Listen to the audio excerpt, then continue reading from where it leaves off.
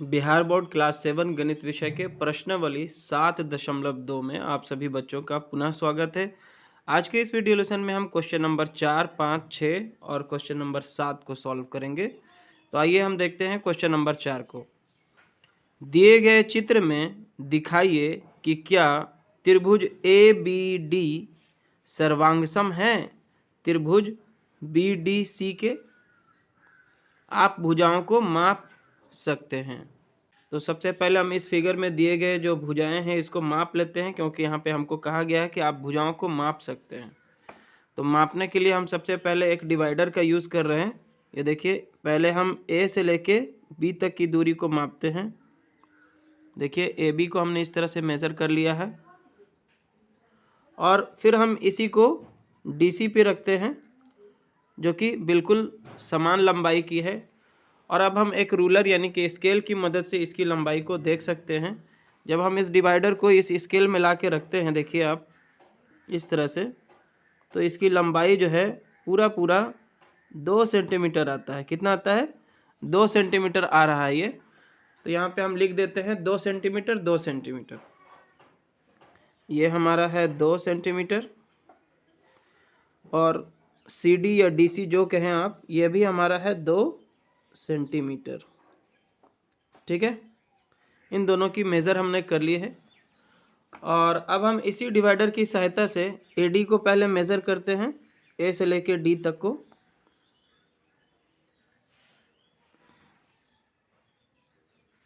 तो आप देख सकते हैं AD की जो मेज़र है इतना आ रहा है, ठीक है ना। और फिर इसी से हम BC पे रख के देखते हैं, ये भी देखिए दोनों सेम ही है।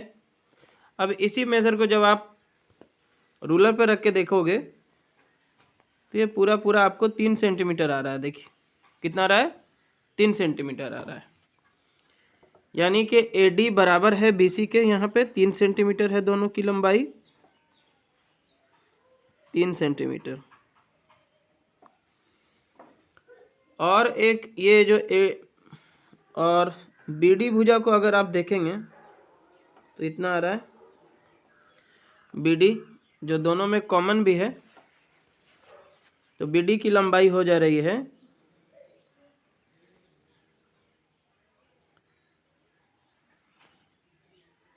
4 सेंटीमीटर, इसको मान लेते हैं। ये कितना है? 4 सेंटीमीटर है। चलिए,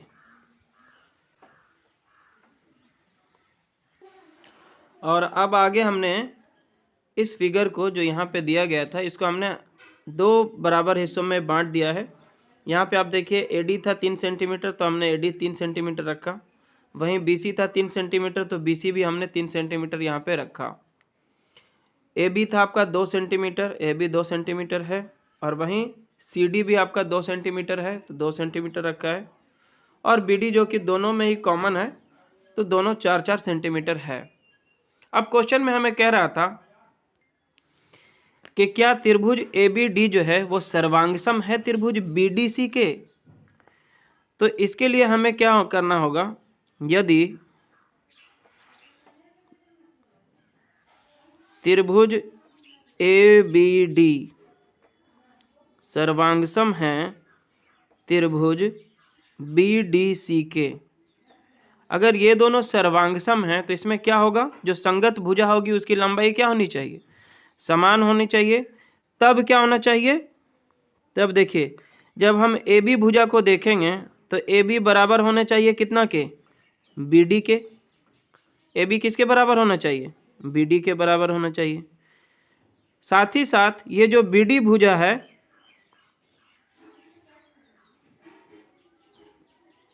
BD भुजा वो बराबर होना चाहिए किसके? और ये BD भुजा किसके बराबर होना चाहिए? DC भुजा के। तथा पहला और तीसरा को लेते हैं A और D, A और D भुजा को लेते हैं, तो ये किसके बराबर होना चाहिए? B और C के। ठीक है। और जब हम इसकी लंबाई को इससे तुलना करें, AB की लंबाई कितनी दी गई है? 2 सेंटीमीटर। ये बराबर होना चाहिए किसके? BD के, जबकि BD है आपका 4 सेंटीमीटर। तो ये बराबर है? ये बराबर नहीं है। फिर आप देखिए BD, इस त्रिभुज में BD की लंबाई कितना है 4 सेंटीमीटर। ये किसके बराबर होना चाहिए था, DC के बराबर होना चाहिए था। तो DC हमारा कितना है 2 सेंटीमीटर। तो यहाँ पे भी ये दोनों भी बराबर नहीं है। तीसरा है AD बराबर होना चाहिए कितना के BC के। तो AD आपका कितना है 3 सेंटीमीटर है और यहाँ पे BC भी आपका 3 सेंटीमीटर। ये सिर्फ बराबर है, जबकि ये दोनों भुजाएं क्या है बराबर नहीं है। तो क्या ये जो कथन है कि त्रिभुज ABD जो है वो सर्वांगसम होगा BDC के, ये सही है नहीं है। अतः यह कथन सही नहीं है, सही नहीं है। यानी कि त्रिभुज ABD जो है वो सर्वांगसम नहीं है त्रिभुज BDC के। आप इसे ऐसे भी समझ सकते हैं। हमें जो फिगर दिया गया था वो इस तरह का फिगर है, देखिए ABCD, जिसमें से ABD और BCD दो त्रिभुज हैं। तो यहाँ पे देखिए हमने लिखा है A, इस कॉर्नर पे B, ऊपर नीचे लिखा है क्योंकि हम अभी इसको बीच से काटेंगे। फिर यहाँ पे C है और ये D का कॉर्नर है। जब हम इसको कैंची से इस तरह से काट लेते हैं, देखिए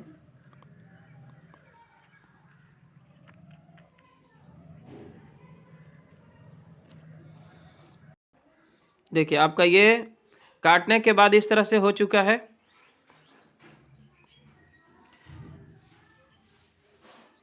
चलिए इसे आप ऐसे समझिए, ये आपका पहले फिगर था ABD। यहाँ पे आपका पहले इस तरह से फिगर था ABCD, इसको बीच से हमने काट दिया। काटने के बाद देखिए ABD एज इट इज़ है। अब हम इसको जब सर्वांगसम बनाना चाहते हैं तो इसको इस तरह से आपको पलटना पड़ेगा, देखिए तब जाके सर्वांगसम होगा। ऐसा रखना होगा आपको, ठीक है ना, समझ रहे हैं आप। इसको इस तरह से लाके इसके ऊपर रखना पड़ेगा। इसको जैसे ऐसे था ये फिगर, अभी देखिए एक बार फिर से। तो इसको ऐसा आपको घुमाना होगा और घुमाने के बाद आप इसको ऐसे लाके इस पे जब रखोगे तो ये एक दूसरे को पूरी तरह से ढक लेगा और इस तरह से ये जो है सर्वांगसम होगा। तो यहाँ पे देखिए ABD किसके होने चाहिए, ABD किसके बराबर होगा। जब आप A को पहले बोल रहे हो तो ABD यहाँ पे दिया गया था ना, तो ABD किसके बराबर होगा CDB के। किसके, CDB के। सही कथन क्या होगा यहाँ पे, सही कथन क्या होगा, देखिए यहाँ पे सही कथन होगा, सही कथन है त्रिभुज ABD। इसमें सही कथन क्या हो सकता है, इसमें सही कथन होगा, सही कथन होगा त्रिभुज ABD।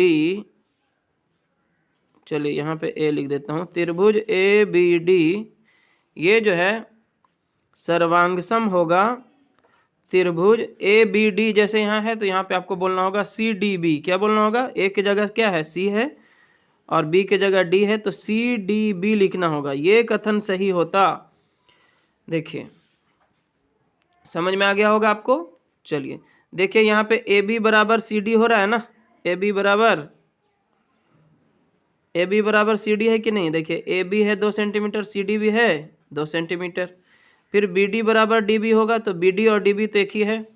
BD भी 4 सेंटीमीटर और DB भी 4 सेंटीमीटर है। और फिर AD भी अगर आप देखोगे, AD कितना है 3 सेंटीमीटर। तो यहाँ पे CB कितना है 3 सेंटीमीटर है।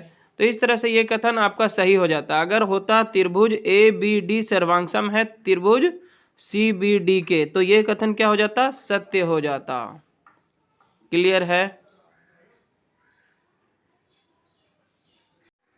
और अब हम क्वेश्चन नंबर 5 को सॉल्व करेंगे। क्वेश्चन नंबर 5 यहाँ पे आप देख पा रहे हैं, दो फिगर दिया गया है। एक त्रिभुज है उसका नाम है ABC और जो दूसरा त्रिभुज है वो है DEF। और उसी का विवरण यहाँ पे दिया है कि त्रिभुज ABC में कोण A बराबर दिया है 40 डिग्री, कोण C बराबर दिया है 35 डिग्री और जो भुजा है AB उसका माप है 2.5 सेंटीमीटर। और वहीं त्रिभुज DEF में अगर आप बात करें तो कोण F दिया है आपका 35 डिग्री और कोण E जो है 105 डिग्री है और इसकी जो एक भुजा दी गई है DE, इसकी माप कितना है 2.5 सेंटीमीटर। हमें बताना है कि क्या त्रिभुज ABC जो है वो सर्वांगसम होगा DEF के। तो जो चीज़ें आपको बताई गई उसके आधार पर सबसे पहले हम त्रिभुज ABC में आते हैं। यहाँ पे जो इन्फॉर्मेशन दिया गया था, जैसे कोण A हमारा 40 डिग्री है, कोण C हमारा 35 डिग्री है और एक भुजा है AB जिसकी माप है 2.5 सेंटीमीटर। यहाँ पे हम कोण B का मान निकालना चाहें तो हम आसानी से निकाल सकते हैं। कैसे निकाल सकते हैं? यहाँ पे हमको कोण B पता नहीं है तो हम किसी भी त्रिभुज में जानते हैं कि त्रिभुज की तीनों भुजाओं का योग कितना होता है 180 डिग्री होता है। तो हम लिख सकते हैं कोण A प्लस कोण B प्लस कोण C बराबर कितना होता है 180 डिग्री होता है। अब हम क्या करेंगे, कोण A की जगह पे लिख देंगे कोण 40 डिग्री, कोण B तो हमें पता ही नहीं है तो कोण B छोड़ देते हैं। कोण C की जगह पे हम लिख सकते हैं कितना है हमारा 35 डिग्री और बराबर है हमारा कोण 180 डिग्री। तो आगे हम लिख सकते हैं और या फिर आप भी लिख सकते हैं 40 डिग्री और कोण 35 डिग्री को आप जोड़ देंगे तो हो जाएगा कोण 75 डिग्री और प्लस हो जाएगा कोण B बराबर है कोण 180 डिग्री। और इस तरह से जब हम यहाँ पे कोण B का मान निकालेंगे तो कोण B बराबर हो जाएगा, और इस तरह से हम कोण B का मान निकाल सकते हैं कोण 180 डिग्री और ये 75 डिग्री प्लस वाला उधर जाएगा तो माइनस में कोण 75 डिग्री बराबर आ जाएगा कोण 180 में से 75 जाएगा तो 105 डिग्री आ जाएगा। तो कोण B का जो मान है यहाँ पे हमने निकाल लिया है, ये कितना है 105 डिग्री है, 105 डिग्री। वहीं हम इस त्रिभुज में अगर बात करें DEF में तो यहाँ पे हमको दिया गया था कि कोण F बराबर है 35 डिग्री, कोण E बराबर है 105 डिग्री, है ना, और इसकी भी एक भुजा की लंबाई DE की जो लंबाई है वो 2.5 सेंटीमीटर दी गई है। तो यहाँ पे हम अगर कोण D का मान निकालना चाहें तो हम निकाल सकते हैं इसी प्रकार से, क्योंकि त्रिभुज के तीनों कोणों का योग होता है 180 डिग्री। तो यहाँ पे भी हम लिख सकते हैं कोण F प्लस कोण E प्लस कोण D, ये तीनों मिलके कितना हो जाएगा 180 डिग्री हो जाएगा। या कोण F के जगह पे हम रख देते हैं 35 डिग्री, E के जगह पे रख देते हैं 105 डिग्री और कोण D हमें निकालना ही है बराबर 180 डिग्री।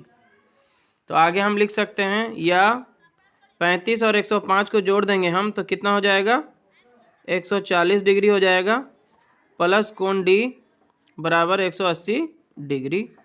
इसलिए कोण D बराबर क्या हो जाएगा 180 डिग्री माइनस 140 डिग्री बराबर आ जाएगा 40 डिग्री। कितना आ गया 40 डिग्री। तो यहाँ पे इस कोण का मान क्या आ गया 40 डिग्री। अब अगर आप इस दोनों त्रिभुज को ध्यान से देखेंगे तो यहाँ पे ये कोण 40 डिग्री, कोण A और कोण D भी यहाँ पे क्या है 40 डिग्री है, कोण B यहाँ 105 डिग्री है तो कोण E भी यहाँ पे 105 डिग्री है, और साथ ही साथ इनके जो संगत भुजा है AB और DE ये दोनों की माप भी क्या है बराबर है। अतः हम कह सकते हैं, इस प्रकार हम कह सकते हैं कि त्रिभुज ABC जो है वो सर्वांगसम होगा DEF के, क्योंकि इनके दो कोण कोण A और कोण D, वहीं कोण B और कोण E जो है बराबर हैं और इनके बीच का जो संगत भुजा है ना, वो भी बराबर है 2.5 सेंटीमीटर। तो ये जो है कोण भुजा कोण प्रतिबंध इसमें जो है लागू हो जाता है और ये उसके अनुसार ये बिल्कुल सही बैठता है। तो हम कह सकते हैं कि ये दोनों त्रिभुज क्या हैं सर्वांगसम हैं। तो यहाँ पे हम कह सकते हैं कि अतः त्रिभुज ABC सर्वांगसम है त्रिभुज DEF के, क्योंकि इनके बीच कोण भुजा कोण प्रतिबंध है जिसको हम एंगल साइड एंगल प्रतिबंध भी कह सकते हैं, जिसमें कि कोण A बराबर है कोण D के जिसका मान है 40 डिग्री और संगत भुजा AB बराबर है DE के जिसका मान है 2.5 सेंटीमीटर और कोण B बराबर है कोण E के जिसका मान है 105 डिग्री। तो आई होप कि आप इसे आराम से समझ गए होंगे। आगे बढ़ते हैं क्वेश्चन नंबर 6 की ओर। क्वेश्चन नंबर 6 का पहला नंबर है भुजाओं को माप कर लिखे। यहाँ पे दो त्रिभुज दिए गए हैं ABC और PQR, जिसमें आप देख पा रहे हैं कि कोण A का मान बराबर है कोण P के और दोनों का मान है 100 डिग्री। वहीं कोण B जो है कोण Q के बराबर है और दोनों का मान है 30 डिग्री। और कोण C बराबर है कोण R के, जिसका मान है 70 डिग्री। यानी कि इस त्रिभुज को उठा के जब आप इस पर रखोगे तो बिल्कुल ही एक दूसरे को ये ढक लेंगे। जब किसी दो त्रिभुज के तीनों कोण समान होते हैं तो उनकी तीनों भुजाएं भी क्या होती हैं, समान होती हैं। इसे आप माप कर भी देख सकते हैं।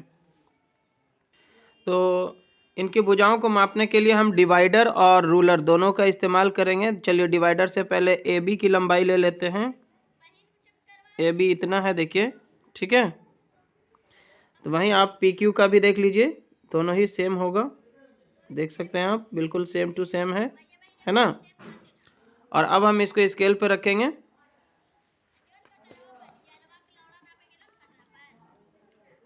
तो ये देखिए 4 सेंटीमीटर आता है, ठीक है। कितना आता है, 4 सेंटीमीटर है लगभग में। चलिए तो यहाँ पे हम 4 सेंटीमीटर और 4 सेंटीमीटर लिख देते हैं, दोनों का माप है। और अब हम BC को मापेंगे। BC की लंबाई देखें आप, इतना है। ये QR की लंबाई के बराबर है एकदम बिल्कुल से, ठीक है। और इसको जब हम रूलर पे देखते हैं तो आता है,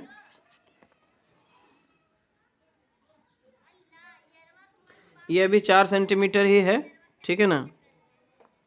4 सेंटीमीटर है।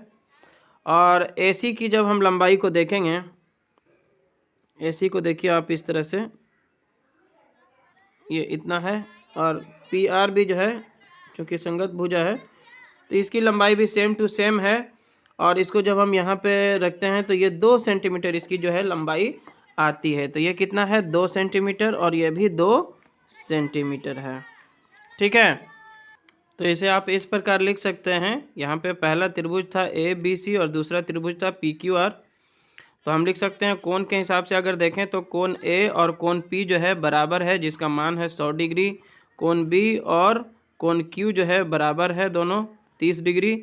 और कोण C और कोण R बराबर है, जिसका माप है 70 डिग्री। और भुजा की अगर हम बात करें तो ऑलरेडी हमने जो है भुजा को माप लिया है, मैं भुजा को मापने के लिए ही कह रहा था। तो जितना AB है उतना ही PQ है, जिसका मान है 4 सेंटीमीटर। फिर BC जितना है उतना ही QR है, जिसका मान है 4 सेंटीमीटर। और AC बराबर है PR के, जिसका मान है 2 सेंटीमीटर। तो इस तरह से हम कह सकते हैं कि जब दो त्रिभुज की, इस तरह से हम कह सकते हैं कि इस प्रकार हम कह सकते हैं कि जब दो त्रिभुजों की तीनों कोण समान होते हैं तो उनकी तीनों भुजाएं भी क्या होती हैं, समान लंबाई की होती हैं। और अब हम क्वेश्चन नंबर 6 का दूसरा नंबर देखेंगे। नीचे दिए गए समान माप की भुजाओं वाले त्रिभुजों के कोणों को मापिए। आप भी इसी प्रकार एक ही माप व संगत कोण वाले त्रिभुज अपनी कॉपी में बनाइए व बताइए कि दोनों में से कौन से त्रिभुज सदैव सर्वांगसम प्राप्त होते हैं।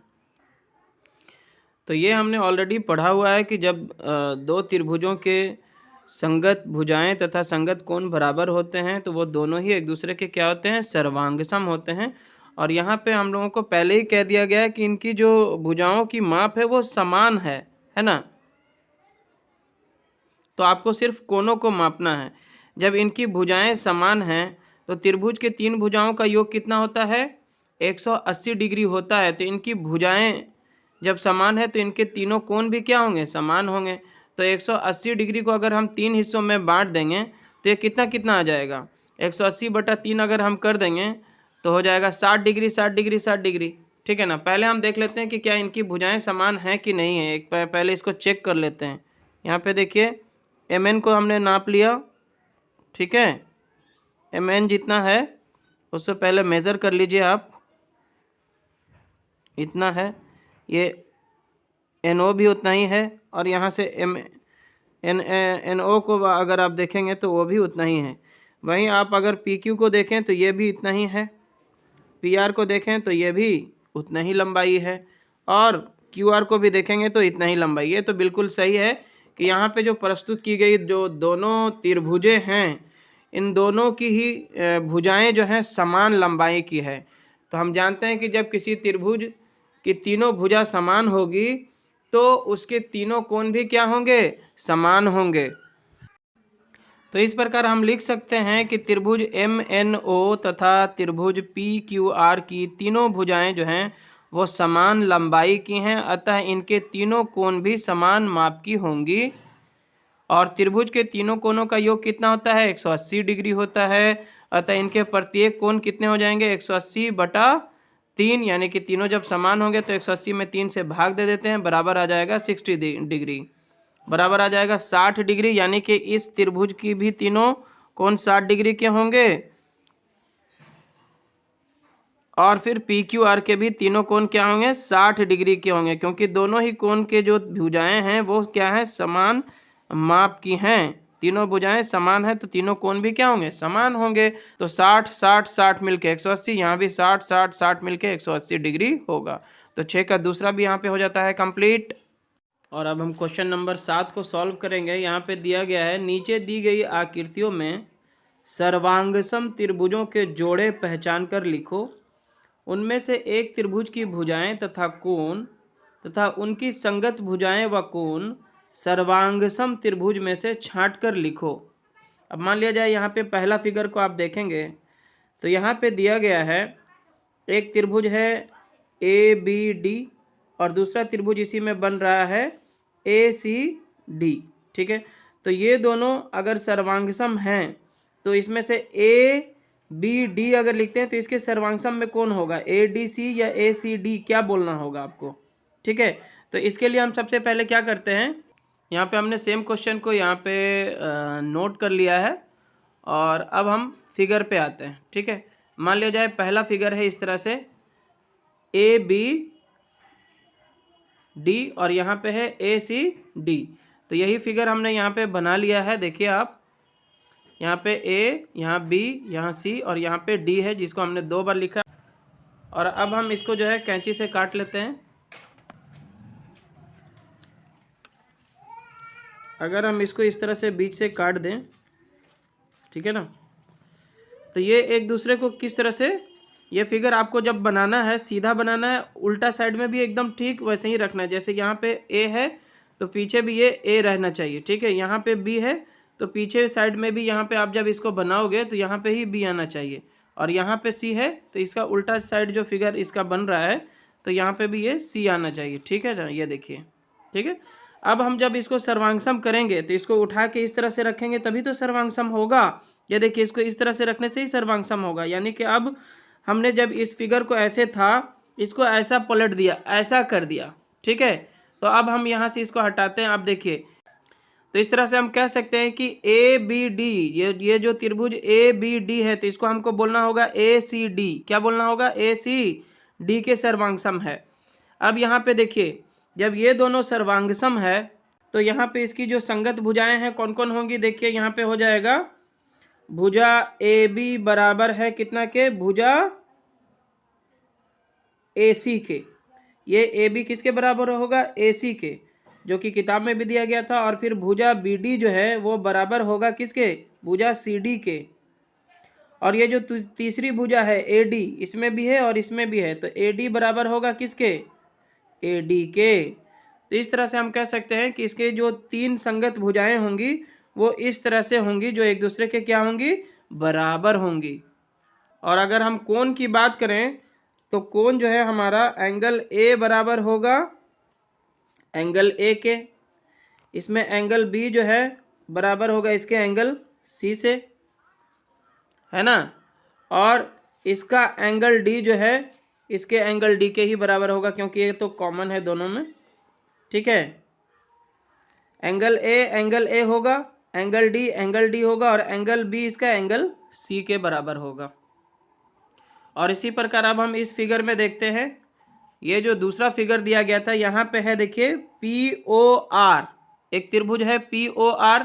ये किसके सर्वांगसम होगा, ये होगा हमारा त्रिभुज SOQ के सर्वांगसम होगा। तो देखिए यहाँ पे ये जो रेखा है संगत है इस रेखा के, PO जो है संगत है या समान है किसके, OS के, तो हमको P बिंदु पर S बिंदु को उठा के रखना पड़ेगा। आप इसको भी इस तरह से देखिए कि हमने यहाँ आप देख सकते हैं हमने इसी तरह का एक और फिगर बना लिया है। यहाँ पे P, यहाँ R, यहाँ O, यहाँ Q, यहाँ पे S, जिसमें PO बराबर है OS के और RO जो है बराबर है QO के, ठीक है ना। इसी फिगर को उल्टा साइड में भी आपको ऐसे ही बनाना है। यहाँ पे Q है तो यहाँ पे आपको Q लिखना होगा।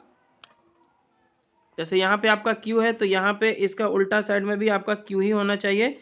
यहाँ पे S है तो इस कॉर्नर पे आपका S होना चाहिए। यहाँ देखिए S है और वहीं आपका यहाँ पे P है तो इसका उल्टा साइड में भी यहाँ पे P बना लेना है आपको, ताकि जब हम इसको सर्वांगसम करने के लिए के ऊपर उठा के रखेंगे तो आपको कन्फ्यूज़न ना हो। यहाँ R है तो यहाँ पे भी आप R रखेंगे और O तो दोनों के बीच में ही रहेगा, है ना। तो यहाँ पे O रहने देंगे आप। अब हम क्या करते हैं, इस फिगर को बीच से काट देते हैं। सर्वांगसम करने के लिए हम इसको बीच से काटते हैं इस तरह से। चलिए दोनों तरफ O O हो गया। ये बीच वाला हिस्सा क्या है, O है, तो बीच वाला हमने दोनों पे O O रख दिया। अब क्या करना होगा, इसको सर्वांगसम बनाने के लिए आपको इस तरह से रखना पड़ेगा। ये तो POR है ही है, तो आपको ऐसे देखिए इसको इस तरह से आपको उल्टा करना पड़ेगा। ये भुजा चूंकि इस भुजा के बराबर है तो आपको P के ऊपर S को ऐसा रखना पड़ेगा। देखिए समझ में आ रहा है। P के ऊपर S को जब हम रखेंगे तो देखिए PO जो है वो SO के बराबर हो जाएगा। PO जो है SO के क्या होगा, बराबर होगा। देखिए ये भुजा और ये भुजा समान है। वहीं जो आपका RO भुजा है या OR आप कह लें वो बराबर है किसके, QO के या फिर OQ जो भी आप कहें, है ना। तो इस तरह से इसको हमको रखना पड़ेगा, तब जाके ये दोनों एक दूसरे के सर्वांगसम होंगे। जब हम इस त्रिभुज को POR कहते हैं तो इसको भी हमको इसी हिसाब से SOQ कहना होगा। क्या कहना होगा, SOQ। अब इन दोनों में जो हमारी संगत भुजाएं हैं वो क्या क्या क्या क्या होंगे, आप देखिए यहाँ पे। तो इसकी संगत भुजाओं की अगर हम बात करेंगे तो क्या क्या होगा, देखिए यहाँ पे जितना PO है, P से लेके O जितना होगा उतना ही हमारा S से लेके O होगा। यहाँ पे RO जितना होगा उतना ही हमारा QO होगा। और इसी प्रकार आप देख सकते हैं कि जब दो भुजाएं जो है समान है तो इसके अंतर्गत का जो कोण होता है, जैसे यहाँ पे देखिए PO और RO के बीच का जो कोण होगा वो SO और QO के कोण के बीच का जो कोण होगा उसके क्या होगा, बराबर होगा।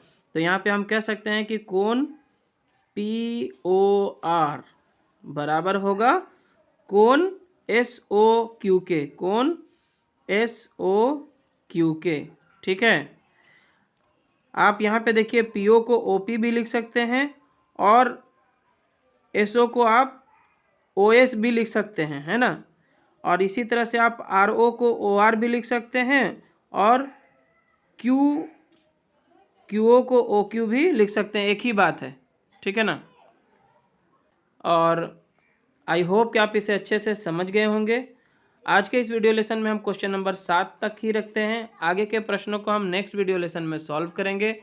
अगर आपको ये वीडियो लेसन पसंद आए तो ज़रूर से इसे लाइक करें, शेयर करें अपने सभी दोस्तों के साथ और चैनल पर नए हैं तो सब्सक्राइब ज़रूर करें। धन्यवाद।